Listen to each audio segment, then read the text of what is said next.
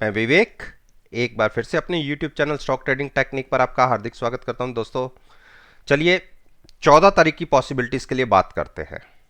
Past performance कैसी रही वो तो नीचे डिस्क्रिप्शन बॉक्स में वो वीडियो है, आप उसको देखिए और फ्राइडे के सेशन को कंपेयर कर सकते हैं। 14 तारीख के लिए अल्ट्राटेक सीमेंट, जिनके ऊपर मैंने अपना ओपिनियन रोज आपके साथ शेयर करता हूं, उसके अंदर कैसी पॉसिबिलिटीज बन सकती है, चलिए उसको देखते हैं। देखिए अगर एमएसीडी को देखेंगे तो एक बेरिश क्रॉसओवर होता हुआ दिख रहा है, बिल्कुल कंफर्मेशन मिलना बाकी है, लेकिन बेरिश क्रॉसओवर बनता हुआ दिख रहा है।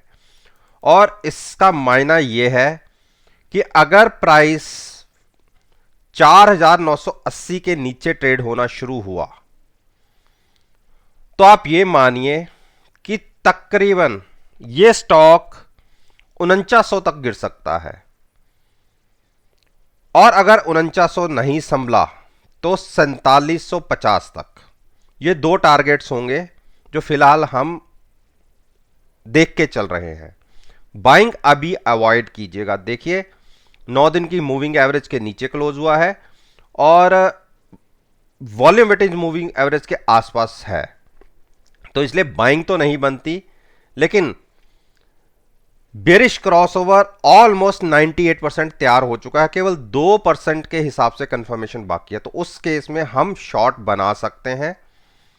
अगर नीचे 4975 के नीचे ट्रेड होना शुरू हुआ तो आप 5025 के स्टॉप लॉस के साथ शॉर्ट क्रिएट कर सकते हैं। टारगेट 4900 और नीचे अगर नहीं संभलते तो नीचे 4700 का टारगेट होगा, लेकिन बाइंग अवॉइड कीजिए। आईओसी ने देखिए फिर इंट्राडे के अंदर ही 96 का जो मेरा ऊपर का टारगेट था जो मैंने लगाया था उसको अचीव किया, और नीचे का जो सपोर्ट था वहां सपोर्ट लिया और क्लोजिंग आई है 94 के आसपास।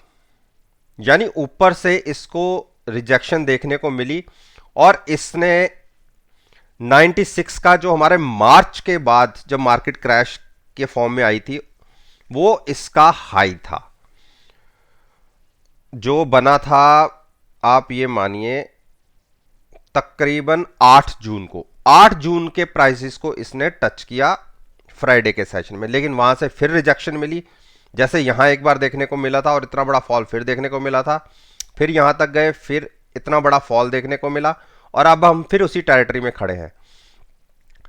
अगर तो 97 के ऊपर की क्लोजिंग हमें मिल जाती है तो लगता है कि हम तकरीबन 15 रुपए की और एक अपसाइड की मूव देख लेंगे, लेकिन जैसे ऊपर से रिजेक्शन देखने को मिली है और नीचे ही हम कह सकते हैं कि एक तरीके से हैमर क्रिएट हुआ है, तो बहुत बड़ी पॉसिबिलिटी यह है कि हम 93 को ब्रेक करके 91 तक जा सकते हैं, और 91 ब्रेक हुआ तो हम 89 तक भी जा सकते हैं।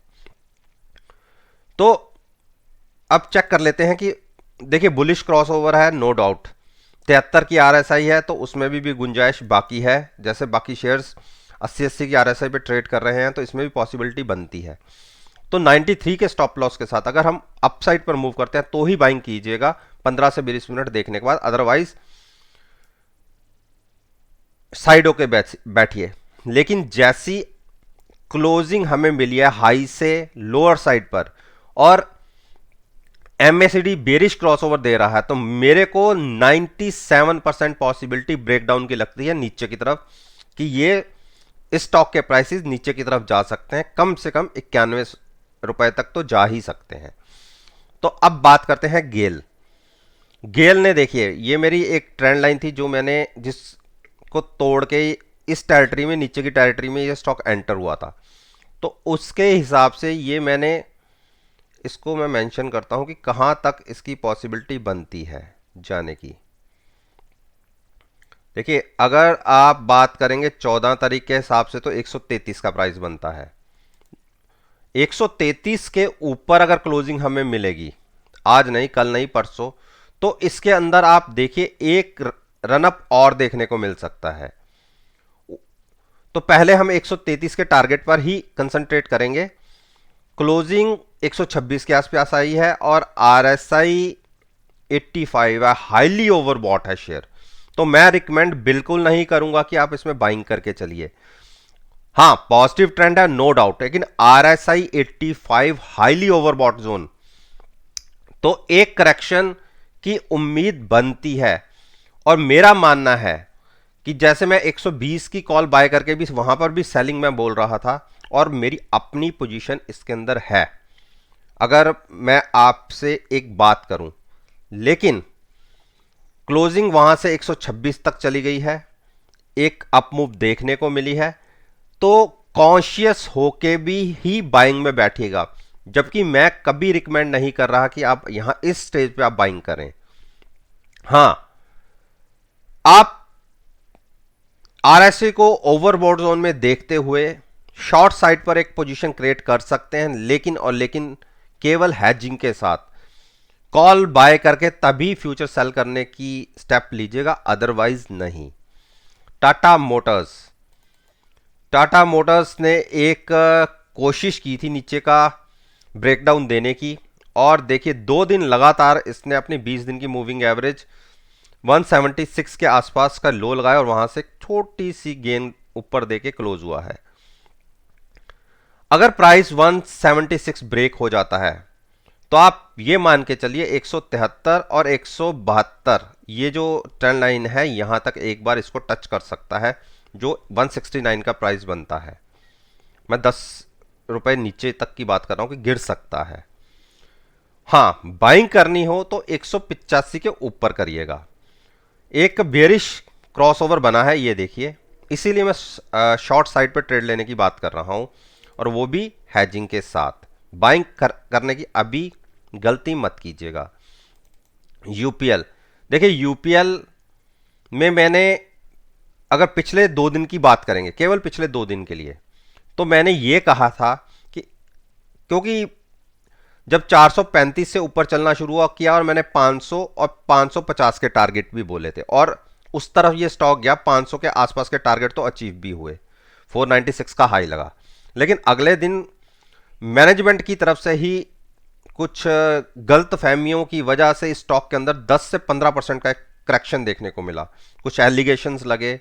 अब वो कितने सच हैं कितने झूठे हैं, लेकिन उस एलिगेशंस का इस स्टॉक में एक इमीडिएट रिएक्शन देखने को मिला नेगेटिव साइड पर, और एक टाइम तो इसने नीचे की जहां रिसेंटली लोज वगैरह लगे थे वहां तक एक बार डिप दिखा दी थी 417-18 के आसपास।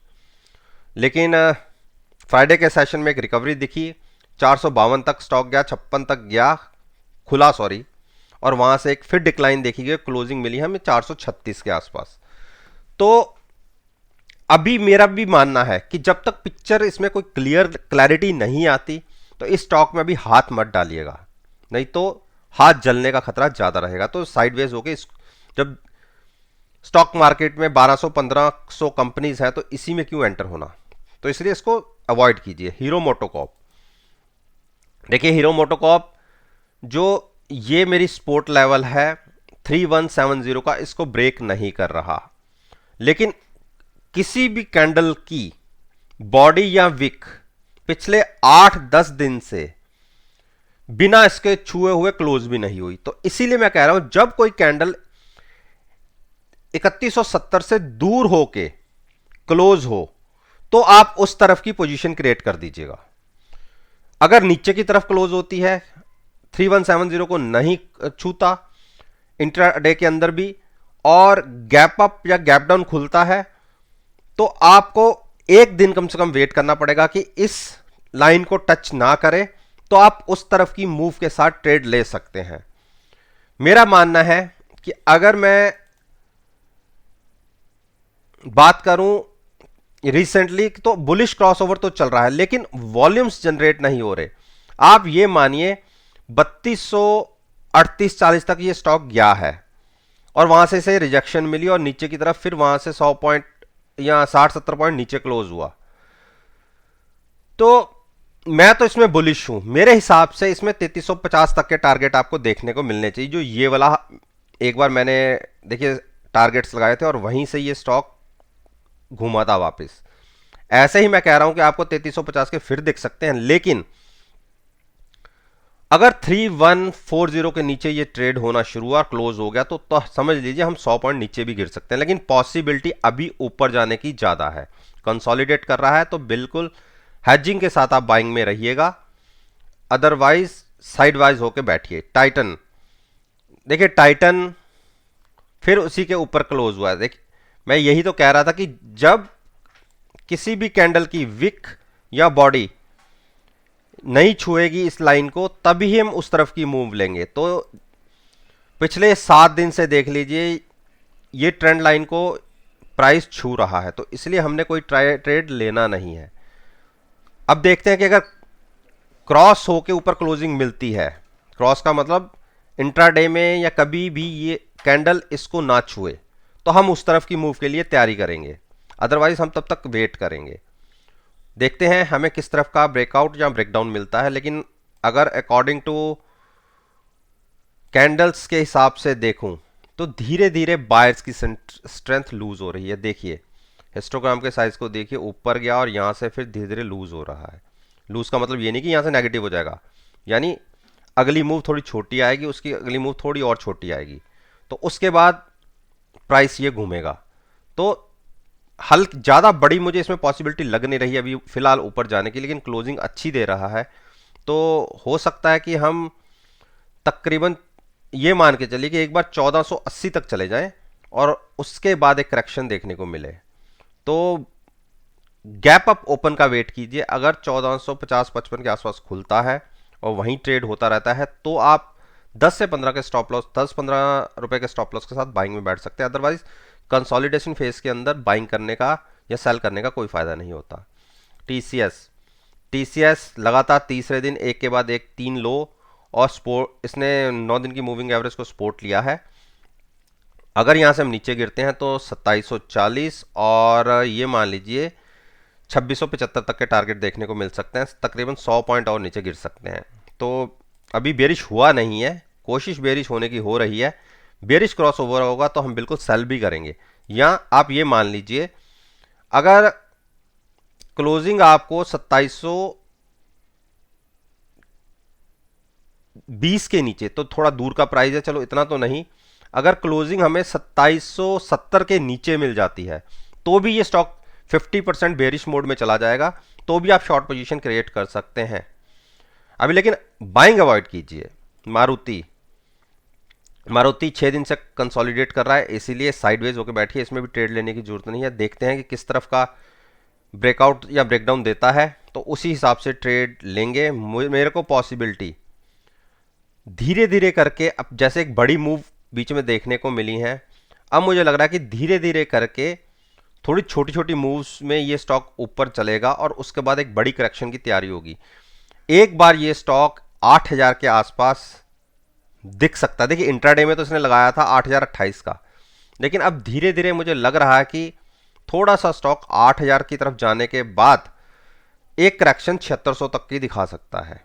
देखिए पॉजिटिव ट्रेंड था, लेकिन स्ट्रेंथ लूज हो रही है, इसलिए मैं कह रहा हूं कि धीरे धीरे करके ऊपर जाने के बाद एक बेरिश साइड की मूव बन सकती है। ब्रिटेनिया ने एक अच्छी मूव थर्सडे के सेशन में दिखाई थी। फ्राइडे में मेरा ऊपर का 3770 का जो मेरा टारगेट था उसे अचीव किया और क्लोजिंग मिली नीचे 3732 के आसपास। देखिए 3770 के ऊपर की क्लोजिंग इस स्टॉक को तकरीबन ये मान लीजिए, जो ये मेरा टारगेट है 3900 का, उस तरफ ले जाएगी, लेकिन क्लोजिंग उसके ऊपर आने चाहिए। अगर हम 2-3 बार की कोशिश में 3770 क्रॉस होके क्लोज नहीं देते और बार बार हम नीचे आते हैं, तो समझ लीजिए फिर यहां से एक शॉर्ट भी बन सकती है तकरीबन 100-125 पॉइंट के लिए। तो बुलिश क्रॉस ओवर है नो डाउट, ट्रेंड के साथ चलिए, अभी शॉर्ट मत करिए। शॉर्ट 3770 के आसपास अगर उसे क्रॉस करने में से तकलीफ होती है तो ही। यहां तक के टारगेट मैंने इसलिए भी दी, देखिए यहां पे एक 20 अक्टूबर को एक गैप बना था। देखिए गैप डाउन ओपनिंग हुई थी, यहां से हम नीचे कितना गैप खुले, तो ये गैप अभी तक फिल नहीं हुआ था, तो वो गैप फिल हो गया। ब्रिटेनिया ने अपना काम पूरा कर दिया। हो सकता है कि हमें 3770 के ऊपर की क्लोजिंग मिल जाए, तो उस केस में हमने शॉर्ट करने की गलती नहीं करनी। लेकिन यहां तक जाने के बाद बार बार अगर नीचे आता है तो आप 3770 पे शॉर्ट कर सकते हैं। तो दोस्तों, मैंने निफ्टी इंडेक्स के 10 स्टॉक्स के ऊपर आप अपना ओपिनियन आपके साथ शेयर किया है और मेरा मानना है कि अगर आप इस वीडियो को कल के ट्रेडिंग सेशन के साथ एनालाइज करेंगे, यकीन मानिए आपको बहुत अच्छे रिजल्ट्स देखने को मिलेंगे। वीडियो अच्छी लगी हो तो लाइक जरूर कीजिए, शेयर कीजिए और मेरे यूट्यूब चैनल को सब्सक्राइब करना मत भूलिएगा। इसी बात के साथ मैं आपसे विदा लेता हूं और एक नई वीडियो के साथ फिर से आपके सामने आऊंगा। तब तक के लिए धन्यवाद। Take care and have a nice day.